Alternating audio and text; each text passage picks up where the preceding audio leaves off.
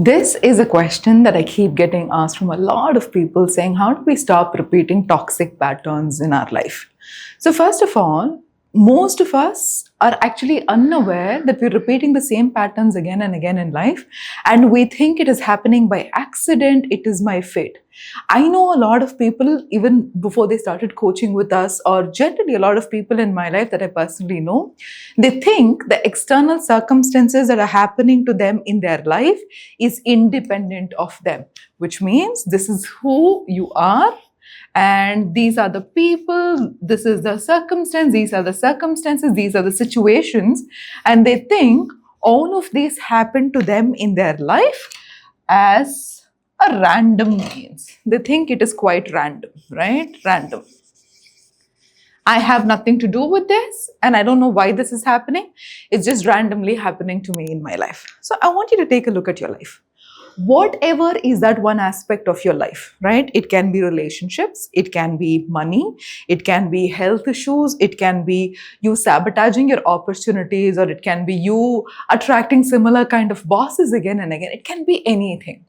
How is it possible that the rest of the world has completely different experiences, but you tend to have the same kind of an experience? Where do you think this is coming from? You need to slowly start understanding the concept that there is no randomness in the universe. There are no coincidences in the universe. There is no randomness in the universe. What does that mean? That means every single thing that is happening to us in our life is happening because there is something inside of us that is constantly attracting that in our lives. So some of you might be thinking, oh my God, I did not want a toxic relationship in my life. I did not want a partner who had to cheat on me in my life. No, that is not what you wanted. But what is the deep, imagine this is a seed. Okay, let's say there is a specific seed inside of you, and the seed has this beautiful ability of sending messages outside which are invisible messages. Let's say the seed on the inside that you probably have is, I am not good enough, or I am not lucky in relationships. Let's say that is a core seed that you have on the inside. The core seed is nothing but the belief that you have about yourself. The belief that you have about yourself is called the self-concept about yourself. Let's say it is, I am not lucky in a relationship. So this is the seed that you have. So now I'm going to flip the page so it becomes easier for me to explain this concept to you, because once you understand this concept, number one, you're not going to feel like a victim, and number two, you're going to start taking 100% responsibility for your life, and number three, you will start believing in the possibility that you have power in your hands for you to change your life. So this is you. You have a seed inside of you that says, I am not lucky in relationships, or money is very difficult to make. So it can be relationship, it can be money. Okay, so the seed has this very invisible, beautiful power of sending out signals into the universe. And what are these signals? These are electromagnetic signals. Why are these electromagnetic signals? Because the thoughts that you have are nothing but electrical signals, and the emotions that you feel are nothing but magnetic signals. And we live in a world which is an electromagnetic world, which means the space that we see around us is not invisible space. It is actually vibrating. We have a lot of things that is happening to us in our lives which our naked eye cannot capture. So now this signal travels in the universe and goes and tries to finds a match. The match is not about you finding another person who feels, I am not very lucky in relationship. That is not what it finds. It finds a person who will reflect this back to you. Listen to this. This is why most people misunderstand this concept. Just because you have a partner who's not loyal in your life, just because you have a partner who had the audacity to cheat on you, does not mean you are a person who has the same quality. It means you have something inside of you that believes very subconsciously that I am not good enough, Somebody else is better than me. So when this partner comes into your life and cheats on you, what happens? It reminds you of this belief of I am not good enough, I'm not lucky with relationships. So now, when this signal travels, let's say there are 2 to 3 people who come into your life. Let's say person A, person B. Person A has this beautiful ability of falling in love with you. Fall in love with you. So they're great, they have great qualities, they're head over heels in love with you, they try to prioritize you. Whereas person B is exactly the opposite of it. Person B gives you a hot and cold treatment, they have a little bit of a narcissistic trait, they kind of make you feel good only when they need you in their life, and they kind of leave you high and dry otherwise. So now, ideally, if this was a situation that your friend was going through, you would blindly tell your friend saying, hey, A is the right person for you. Go get married to A, or go start dating A. But when it happens to you, that attraction that you feel on the inside is naturally towards the person B and not towards the person A. That's why we are very capable of calling out the red flags in our friends' lives, in somebody else's life. But in our life, we become blind to it because this seed is not attracted to this seed is attracted to this. Because if this person walked into your life, they have to reflect back to you an emotion of, I am good enough, I am worthy of myself, I am worthy to be in a relationship, I deserve to be in a relationship. But that does not match what you believe about yourself on the inside. So that's exactly why you attract the person who has the capability of showing to you what you believe about yourself. That is why you can jump from relationships to relationships, or you can jump from job to a job. The kind of people that you meet will still be the same, but just different faces. This happens until you heal. Until you heal. So now, if this is how the entire universe works, so which means the problem is not with person B, the problem is not with person A. In fact, the problem is not with anything on the outside, because the beautiful algorithm of the universe works in such a way that everything on the outside is a reflection of who we are on the inside. So now when you start to figure out that you have the power to change the seed, now the seed is not permanent, it is not set in stone. The power of the seed is it can be changed. The power of the seed is can be dissolved and a new seed can be created. And that is why I always emphasize on you starting to work on your belief system. So for this, let's go step by step. The first step is identify. If you want to pause the video, I recommend you pause the video, because sometimes you know what ends up happening in the process of changing this seed. So imagine you have become familiar to a specific pattern in your life again and again, and you've convinced yourself into believing that this is who I am. So now when you say this is who I am, when you try to change who you are, there's going to be a lot of resistance inside of you, because we always love to take the familiar path. We don't like the unfamiliar path.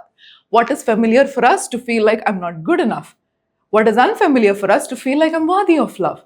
So now this transition from unfamiliarity to familiarity is going to take some time, energy, effort, and there's going to be a lot of resistance that comes up.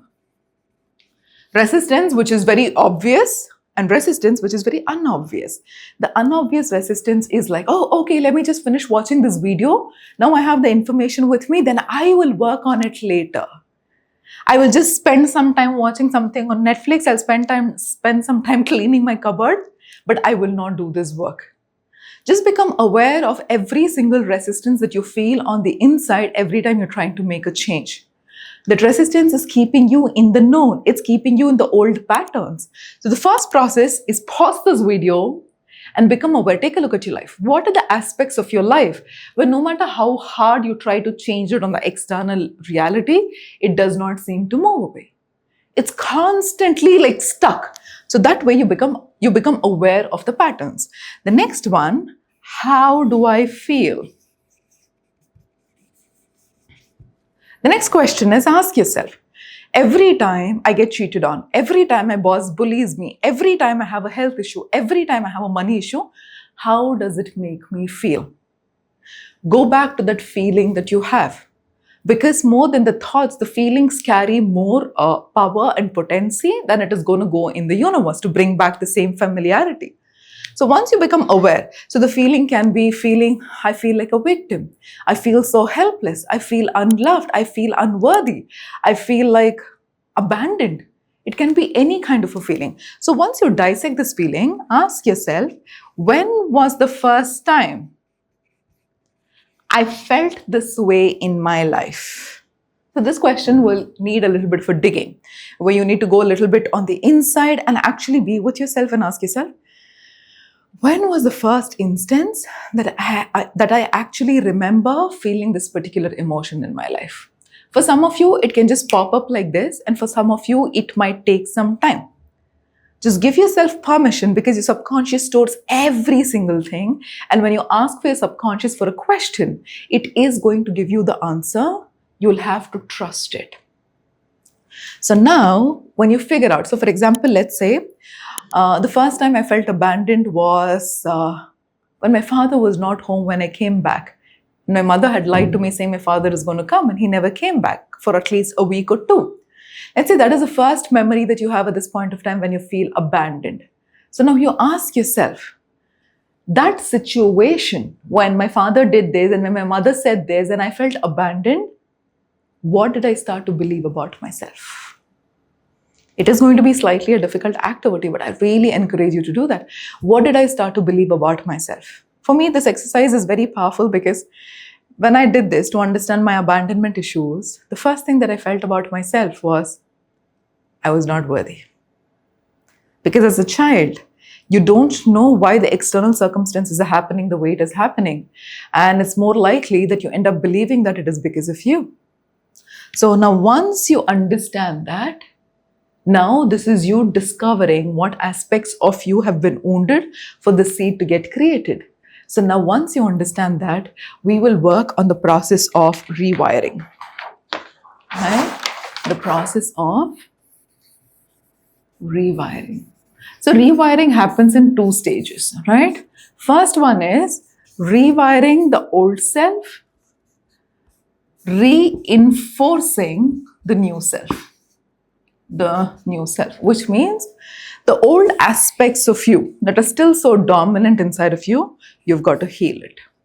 And the new aspect of you, the new self-concept that you have to incorporate inside of you, reinforce inside of you, you will start building it.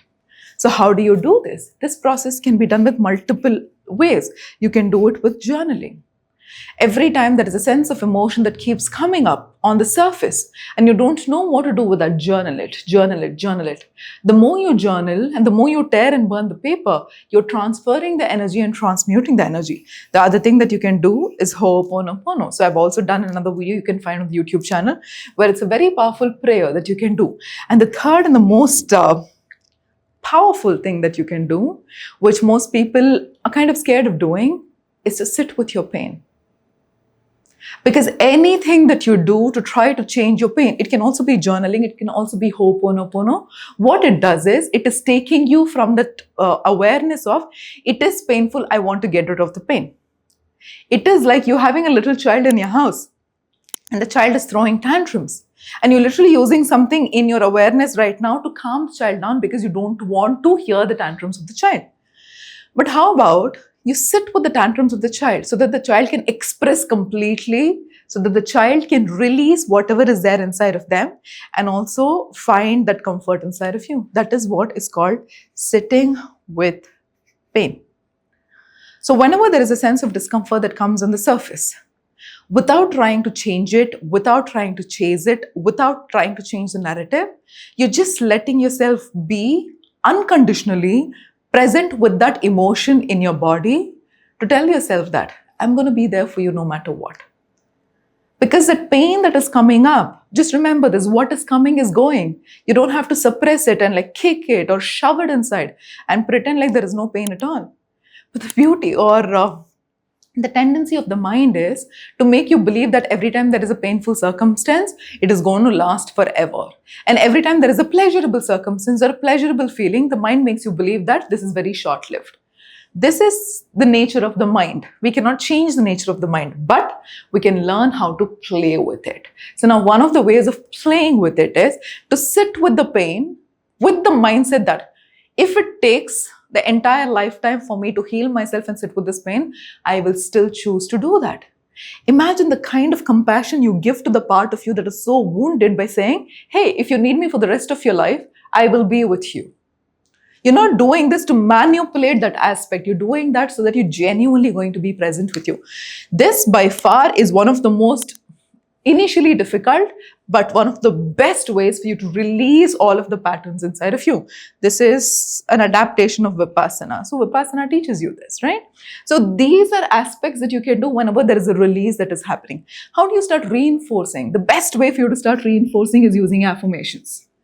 Start telling yourself what is the kind of a circumstance that you want to attract in your life and tell yourself, I deserve this.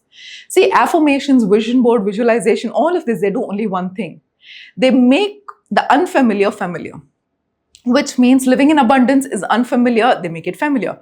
Living in love and safety and security is unfamiliar, they make it familiar. So what you will slowly start to do is use different practices of affirmations, gratitude, 9 tips, visualization, vision board, anything that puts you in a state of the zone, being in your zone. So when you start doing this, when you start reinforcing this, you start the seed changes into a seed which expects what you're familiarizing yourself with.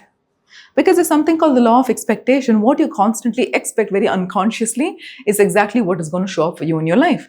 So how about rather than expecting something bad to happen for you, how about we start expecting for some amazing things to happen for you? So start watching the words that you use to yourself. Tell yourself, oh my God, why the hell is my life so amazing? Oh my God, why am I so lucky that I keep attracting amazing relationships in my life? Why am I so lucky that money just flows into my life easily? So when you start building these kind of conversations, which might feel a little oops in the beginning, but when it becomes a second nature, you'll be surprised to see the kind of things and people and circumstances that you attract in your life have changed altogether. Again, like how I always say, it's not just about the information, it's about transformation. The transformation happens when you do the work, not just get the information. So no matter how much resistance you feel at this point of time, please go within and start working on yourself. And that's all.